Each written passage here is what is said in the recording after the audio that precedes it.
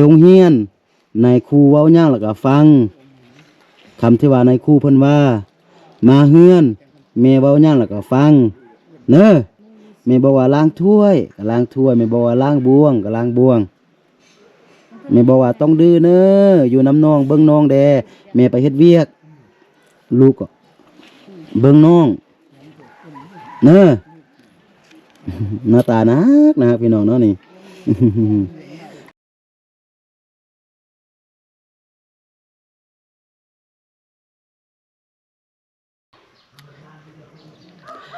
กราบทักทายสบายดีและสวัสดีเด้อพี่น้องบ่ว่าจะอยู่ในประเทศและต่างประเทศเนาะกะขอยินดีต้อนรับเข้าสู่ช่องครูดอยอีกคือเก่าคือเดิมนะพี่น้องกะเดี๋ยวนี้เนาะครูดอยกับทีมงานกะมาอยู่ที่บ้านห้วยจันทร์เมืองง่าแขวงอุดมไซเนาะพี่น้องกะในคลิปนี้กะมีอีกเคสหนึงพี่น้องที่ว่าในบ้านเพิ่นแนะนำมาว่าเนาะกะเป็นครอบครัวที่ว่าเป็นแม่ห้างลูกสองพี่น้องเอ้ยเนาะกะสภาพ ก็คือยุ่งยากขัดสนนั่นแหละพี่น้องเนาะเดี๋ยวจะเป็นแนวใดล่ะก็ครูดอยจะพาพ่อแม่พี่น้องก็คือไปโอไปล่มนำเพื่อนว่าเป็นจังใดอยู่จังใดนั่นน่ะเนาะ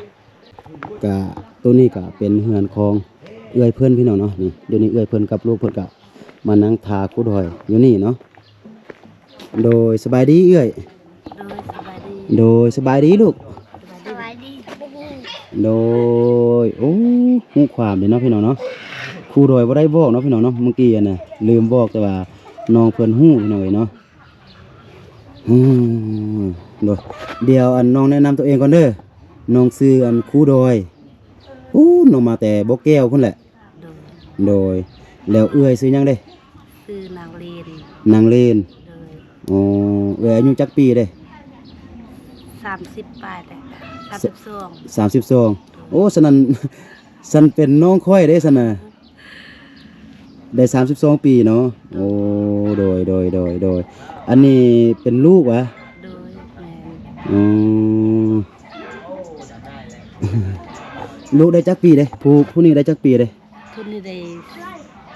5 ปีปลายได้5 ปีปลายผู้นี้เด้ผู้นี้ได้6 ปีปลายผู้นี้ได้6 ปีปลายอ๋อโดยชื่อหยังลูกชื่อหยังลูกนั่นเด้นางโมนาเด้นางโมนาอ๋อลูกเด้ชื่อหยังเท่าที่โอ้ยพี่น้องนี่น่าฮักอมปลุมเอ็มแปลมเลยพี่น้องเนาะนี่โอ้หน้าตาดีทั้งสองคนเลยได้เข้าโรงเรียนบ่ลูกได้เข้าโรงเรียนบ่อ๋อโดยลูกเข้าห้องยังเด้นั่นเด้อนุบาลอนุบาลยังอนุบาล1อนุบาล2อนุบาล3อนุบาล1เด้ออนุบาล1โอ้ยน้องเพิ่นเข้าใจภาษาลาวพี่น้องเอ้ยเนาะลูกได้เข้าห้องยังเข้าป .1 เข้าป .1 แล้วโอ้โดยเรียนเก่งบ่เก่ง โอ้โธ่อันนี้เป็นเฮือนของเอื้อยเนาะโดยอยู่นำกันก็คือ3แม่ลูกโดยแล้วก็ผัวของเอื้อยเด้ได้ปะกันดนแล้วปากันโดนแล้วโดยได้จักปีเด้ปากัน4 ปีได้4 ปีปีนี้ถ้า4 ปีก็แสดงว่าผู้น้อยนี่ก็ยังน้อยอยู่เนาะโดยอ๋อแสดงว่าลูก2 คนนี่ก็คือเอื้อยเลี้ยงคนเดียวมาโดยอ๋อเก่ง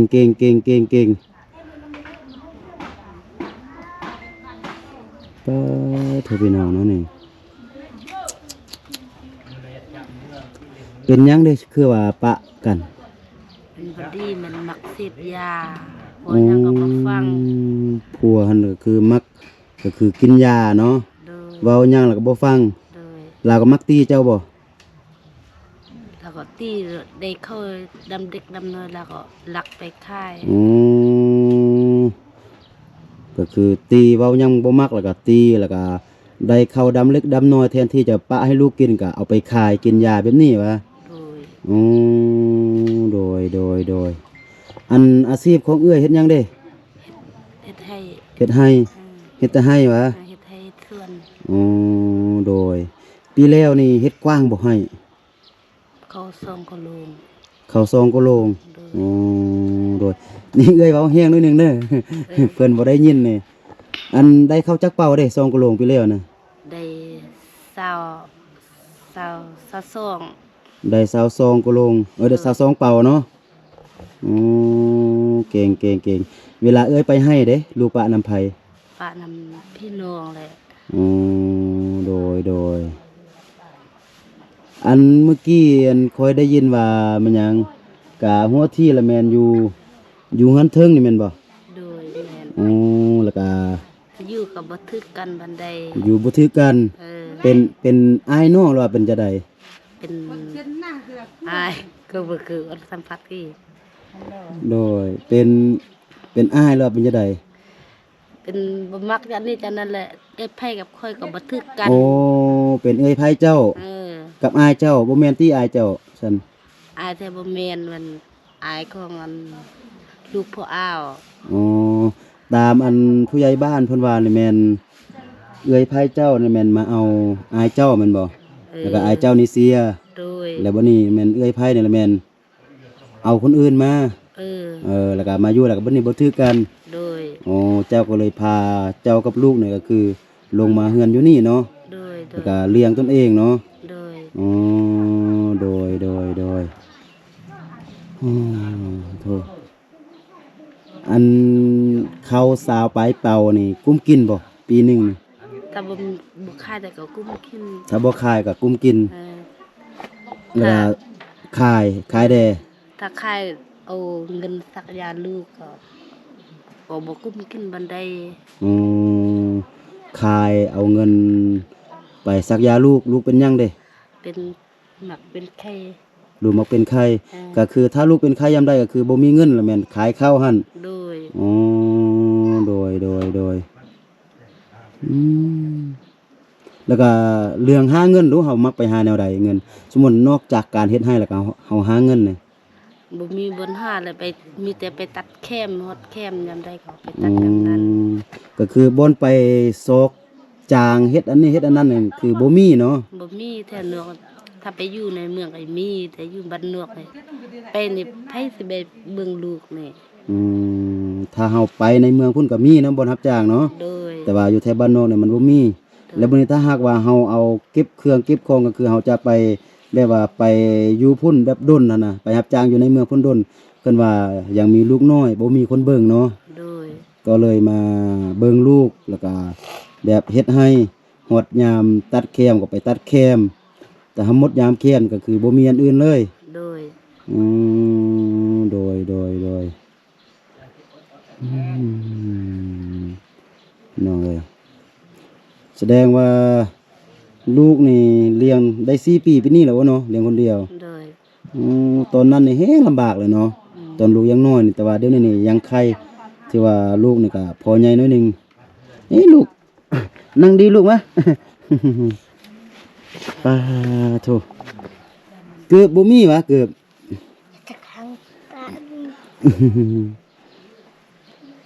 พี่น้องนี่เคียงนี่ก็คือหมอมแมมพี่น้องเนาะนี่หน้าตาน่ารักนะฮะพี่น้องเนาะนี่น่ารักน่าเอ็นดูก็คือการอ้อยต้อยเลยพี่น้องเนาะคนยิงคนซ่านี่แบบหน้าตานี่คือกันเลยโธ่ ลูกบ่ดื้อติลูกบ่ดื้อติ ต้องดื้อเนอะต้องดื้อเนี่ยแม่เว้าหยังละฟังเนอะ แล้วก็เฮือนหลังนี้ดูเหม็นไผอันเฮ็ดให้เอื้อย ญาติพี่น้องให้ได้ อ๋อญาติพี่น้องก็คือคนในบ้านน่ะคือพากันมาตัดไม้ตัดตอกซวยแล้วก็เฮ็ดให้อยู่นี่วะ โดย โดย เดี๋ยวอันน้องขออนุญาตเข้าไปเบิ่งในเฮือนได้บ่ ได้ โดย โอ้คือบ่เป็น นี่เนาะพี่น้องก็ตัวนี้ก็เป็นสภาพภายในเฮือนพี่น้องเนาะนี่ตัวนี้ก็เป็นบอนที่ว่าเอื้อยเพิ่นหนึ่งข้าวเป่าไฟแตงครบแตงกินพี่น้องเนาะนี่ตัวนี้ก็เป็นตัวที่ว่าเพิ่นไปหูดเข้าให้พี่น้องเอ้ยเนาะทางพี่ก็บอนเพิ่นปะน้ำปะเอ้ยนี่ก็คือโล่งๆเนาะพี่น้องทางนี้ก็จะเป็นบอนที่ว่าเพิ่นนอนพี่น้องเนาะนี่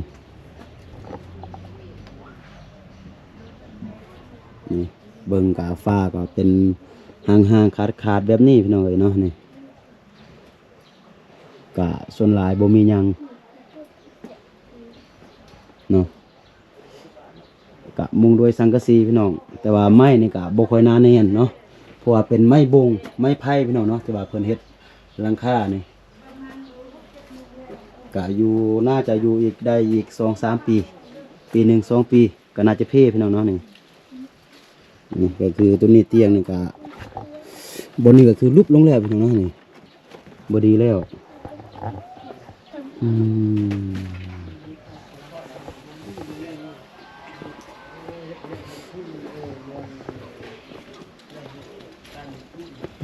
โถ นั่งสักพักบนห่มได้ออก โดยบ่เป็นหยังอันเข้าเด้คือว่าบ่เห็นอยู่ในปะอยู่ใส่เด้เข้าอ่ะ ปะคนเอื้อยมีแต่18 เป่า อ๋อโดยก็คืออยู่นี่มันน้อยเนาะบ่มีวันปะเนาะอืม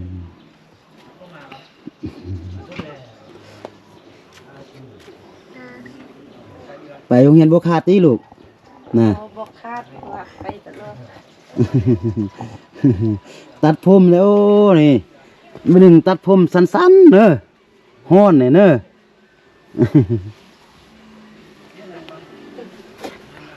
ก็โทรไปหน่อยเนาะก็ถือว่าลำบากสมควรเนาะสู่ชีวิตสมควรพี่น้องเอ้ยปีนี้ยังเฮ็ดบ่ให้ปีนี้ เฮ็ด ลายบ่ หน่อย ทางแล้วเดี๋ยวนี้นะ ยังบ่ทักทางเทื่อ ยังบ่ทางเทื่อ เลย แต่ว่าบทอื่นนี่เห็นว่าเพิ่นนี่ทางเรียบร้อยแล้วเลย อยู่บ้านนี่ก็บ่มีบางครอบครัวก็ไปทางใดบางครอบครัวยัง ส่วนหลายวักเสียให้แบบให้ลุก ทางให้ลุกขึ้น อืม ทางอย่างบนได้บนตกลง เวลาไปทางนี่เอาแห้งกันแล้วไปทางคนเดียว ไปเอาแห้งน้ำเข้า ไปเอาแห้งน้ำเข้า อืม เวลาเข้าไปทางให้ของเขาเนี่ยก็ไปน้ำเข้า อืม แล้วก็เวลาทางของเฮานี่เพิ่นก็มาทานน้ำเฮา เลย แบบนั้นนี่ของคงกินนี่คือสำหรับมาให้เฮานี่เฮาต้องได้เลี้ยงเขา เลย อ๋อ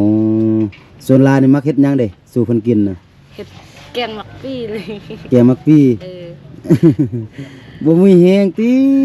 ทางให้เมื่อยบ่เมื่อยแล้วมากินมักปี้ กินผักกินมีบ่มีแต่สิ้นตนอดเอาเนี่ยทุก ของครบของกินเด้มักพาลูกกินหยัง เป็นแต่อันโนแหละผักอันอื่นๆแหละ กินนอกินผัก เลย ซีนดู ที่เราบ่มีแหละทิน สิ้น โดนๆก็กินเทื่อนึง แบบพี่น้องเขาซื้อเขาแบ่ อื ให้กินก็กิน มส่วนหลายมันกินผักกินมีเนาะ เลย ซีนนี่ก็โดนๆก็ถ้ามีเงินจริงจะได้กินเนาะ โดยพี่น้องให้ได้กิน อืมถ้าพี่น้องให้พี่น้องจึงได้กินเนาะซีนเนาะ โดย อืมโดยอืมกาเดี๋ยวนี้ก็คือน้องก็ได้มาเห็นเอื้อยแบบนี้นั่นแหละก็ตามที่ว่าในบ้านเพิ่นแนะนำน้องมาก็เห็นว่าเอื้อยนี่ก็คือโอ้โธ่ลำบากสมควรแต่ว่าสมเสยเด้เอื้อยนี่ตัวคนเดียวแบบนี้อะนะแล้วก็ยังเลี้ยงลูก2 คนได้แล้วก็ยังให้ลูกเข้าโรงเรียนแบบนี้อะนะก็ดีแล้วก็ถือว่าสมเสยถือว่าเอื้อยเฮ็ดได้อะนะก็พยายามก็คือสอนลูกนั่นแหละบ่ให้เป็นคนดื้อบ่ให้เป็นคนด้านก็พยายามบอกบ่ให้ส่วนหลายก็คือผู้ชายนี่เดี๋ยวนี้นี่น้อยเนี่ยเฮาคอยบอกคอยว่าบ่ให้เพิ่นเฮ็ดคือพ่อของเพิ่นน่ะนะพยายามบอกพยายามว่าพยายามให้ไปโรงเรียนบ่ต้องขาดโรงเรียนเด้อต้องขาดโรงเรียนเด้อ โดย โดย ไอ้ายเว้าก็เข้าใจเนาะ โดย ก็เปลี่ยนบอนนั่งพี่น้องเอ้ยเนาะเพราะว่าเมื่อกี้อยู่บนหันก็คือมันร้อนเนาะนี่ก็คือลูกของเอ้ยเพิ่นนี่พี่น้องเนาะก็ฮู้ภาษาลาวเนาะฮู้เนาะภาษาลาวเนาะฮู้ นี่ฟังไอ้ว่านี่พยายามเข้าโรงเรียนเรียนหนังสือมันเก่งเน้อแม่เว้ามาหยังล่ะฟังบ่ต้องขาดโรงเรียนผมยาวล่ะไปตัดใหญ่มาล่ะแม่นช่วยเวียกแม่ เนอะเดี๋ยวนี้ล้างถ้วยก็เป็นบ่เดี๋ยวนี้เป็นบ่ บ่เตะ บ่ ยังบ่เป็นเทื่อ ลูกก็คือกันเนอะไปโรงเรียนบ่ต้องคาดเนอะแม่เว้ามาหยังแล้วก็ฟังเนอะบ่ต้องดื้อได้ โอ้เสียดายพี่น้องเนาะก็คือครูดอยซื้อขนมมาป้าไว้อยู่อันรถพุ่นแต่ว่าบ่ได้เอามาให้น้องเพิ่น เดี๋ยวน้องจะเอาเงินให้เอื้อยจักเล็กจักน้อยพอที่ว่าเอื้อยจะซื้อเครื่องมันยังกระยาที่ว่าเข้าในเฮือนนี่นะเป็นเกลือเป็นแป้งนัวเป็นมันยังหั่นน่ะเด้อ จะเอาเงินมาให้เป็นกำลังแห่งใจให้เอื้อย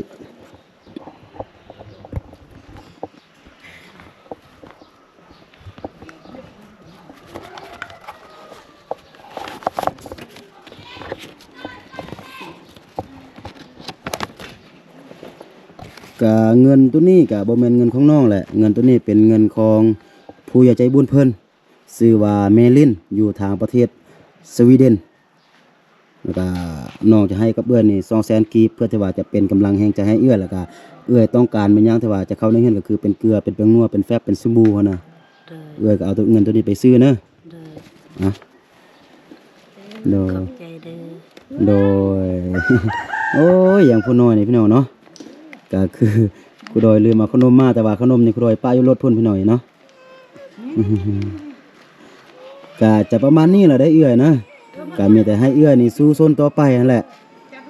เฮาเดี๋ยวนี้อันเอื้อยก็บ่มีผัวแต่ก็ยาแต่ว่าเอื้อยก็มีลูก2คนนั่นก็พาลูกนี่พากันเฮ็ดพากันสร้างลูกยังน้อยเดี๋ยวนี้เอื้อยก็จะลำบากน้อยหนึงแต่ว่าตอนหน้าถ้าเอื้อยนี่หากเลี้ยงลูกของเอื้อยนี่ก็คือเป็นคนดีคนมีความรู้ความสามารถน่ะพยายามให้เพิ่นนี่เข้าโรงเรียนบ่ต้องให้น้องเพิ่นนี่ออกโรงเรียนน่ะ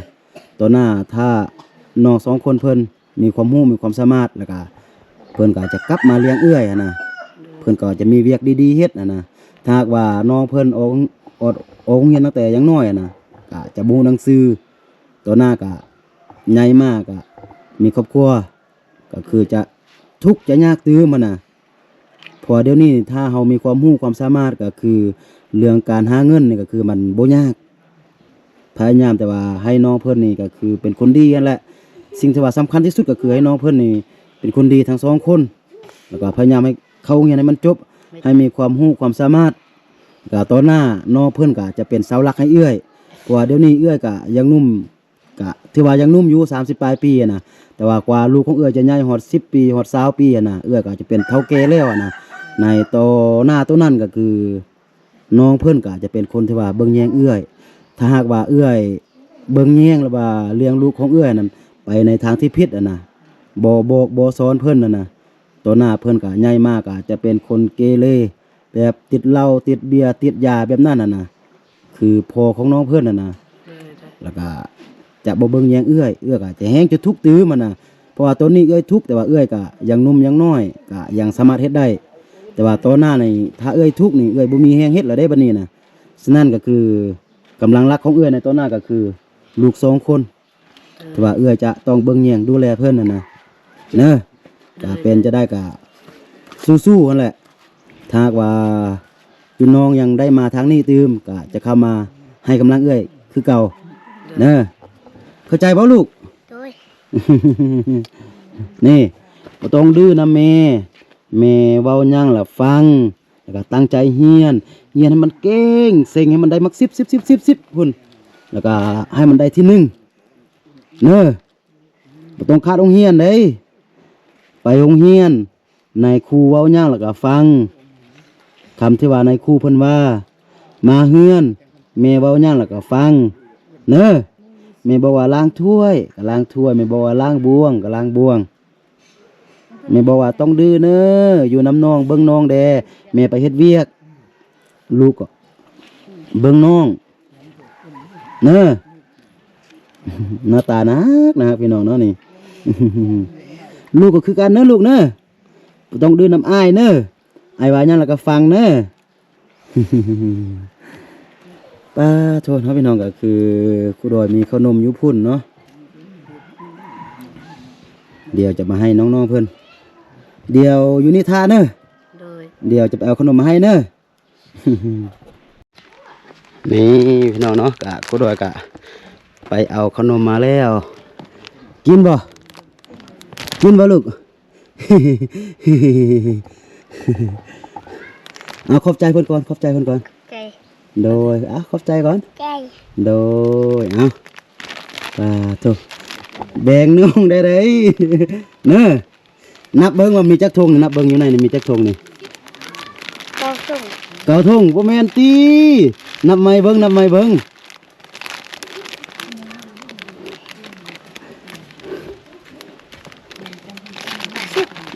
มี10แม่นบ่นี่มี10แล้วก็น้องเอา4ทงแล้วก็ให้น้อง4ทงแล้วก็ให้แม่2ทงเนอะปันกันเนอะ ดีใจบ่ ดี ดี โอ้ยเป็นตาแพงแต่เป็นเนาะผู้ชายนี่โอ้โถ กะจะประมาณนี้เนอะเอ้ยเนอะ โดย กะคือน้องได้ว่าแหละจะได้กะสู้ๆคือน้องกะจะเป็นกำลังใจให้เนอะ โดย จริงๆเนาะกะน้องจะได้กลับก่อนเนอะจึงจะได้กะอยู่ดีมีแห้งคือน้องได้ว่าแหละกะน้องได้กะเบิ่งลูกนั่นแหละนี่ลูกก็โอ้หน้าตานะฮักก็คือผู้งามผู้หล่อทั้งสองคนน่ะนะโถ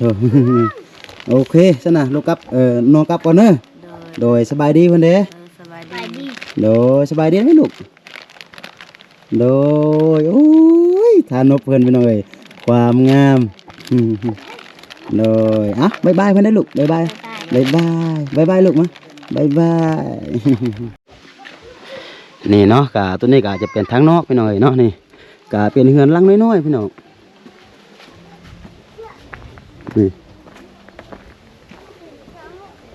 มุงด้วยสังกะสีพี่น้องเนาะแต่ว่าเมื่อกี้ครูโดยลืมถามพี่น้องเนาะว่าสังกะสีนี่แม่นเพิ่นซื้อให้หรือว่าแม่นเอื้อยเพิ่นขายเข้าที่ว่าเฮ็ดให้แล้วก็มาซื้อพี่น้องเนาะนี่ลืมถามแท้ๆเนาะนี่เป็นเฮือนหลังน้อยๆกะประมาณ3 เมตร 4 เมตรคูณ5 เมตรนั่นแหละพี่น้อยเนาะนี่ก็จะประมาณนี้พี่น้องเอ๋ยเนาะสำหรับคลิปนี้เนาะก็คือเป็นเอื้อยเพิ่นเป็นแม่ห้างลูก2พี่น้องเนาะก็คือพัวไปติดยาแล้วก็ได้ปะห่างกันไปเนาะแล้วก็ตอนหัวที่ก็คืออยู่เฮือนอ้ายพี่น้องเนาะอ้ายหันมีเมียแล้วก็บัดนี้อ้ายหันได้เสียบัดนี้เมียของอ้ายนั่นก็คือเอ้ยไผ่เนาะก็ไปมีผัวใหม่แล้วก็อยู่นํกันก็คือบ่ถือกันพี่น้องเนาะเมื่อมันบ่ถือกันเพราะว่าอ้ายหันก็บ่ได้อยู่แล้วหั่นน่ะเนาะเมื่อมันบ่ถือกันก็คือไทบ้านไทซ่องก็ระดมก็คือให้เอ้ยเพิ่นลงเฮือนน่ะนะให้แยกจากครอบครัวของเอ้ยไผ่น่ะมาอยู่คนเดียวน่ะพาลูกอยู่น่ะเนาะแล้วก็เอ้ยเพิ่นก็เลี้ยงลูกเนาะก็คือลูกคนล่าสุดพี่น้องเนาะก็ได้4-5 ปีนั่นแหละเนาะก็ถือว่าเอ้ยเพิ่นก็เป็นครอบครัวหนึงที่ว่าลำบากเติบหั่นเนาะเพราะว่าเลี้ยงลูกคนเดียวตั้งแต่น้อยจนว่ามาฮอดเดี๋ยวนี้น่ะลูกทั้งสองคนก็ยังได้เข้าโรงเรียนพี่น้องเนาะก็ตัวนี้ก็คือถือว่าเอ้ยเพิ่นนี่เก่งหลายเนาะลูกทั้งสองคนยังน้อยแดกเอ้ยเพิ่นก็สามารถอยู่ฮอดเดี๋ยวนี้นะก็คือเลี้ยงลูกฮอดเดี๋ยวนี้แล้วก็ให้ลูกเข้าโรงเรียนเนาะแล้วก็มามื้อนี้ก็คือครูดอยก็มาให้กำลังอกกำลังใจเอ้ยเพิ่นเนาะก็คือเอาเงินที่ว่าผู้ใหญ่ใจบุญเพิ่นฝากไว้เนาะก็คือ200,000 กีบเนาะก็คือแม่ลินอยู่ทางสวีเดนเนาะก็สุดท้ายก็ขอให้ผู้ใหญ่ใจบุญเพิ่นก็คือแม่ลินอยู่ทางสวีเดนเนาะก็ขอให้เพิ่นและครอบครัวจงอยู่ดีมีแห้งเนาะคิดสิ่งใดปรารถนาสิ่งใดก็ขอให้สมดังใจปรารถนาเนาะแล้วก็ขอให้ร่ำขอให้รวยเนาะหลับก็ให้ได้เงินหมื่นตื่นก็ให้ได้เงินแสนแบนมือก็ให้ได้เงินล้านเนาะสาธุพี่น้องเนาะสำหรับคลิปนี้ก็จะประมาณนี้ก่อนเนาะหากว่าท่านใดเข้ามาแล้วก็อย่าลืมกดไลค์กดแชร์แล้วก็เบิ่งโฆษณาให้กับครูดอยกับทีมงานเนาะเพื่อที่ว่าจะให้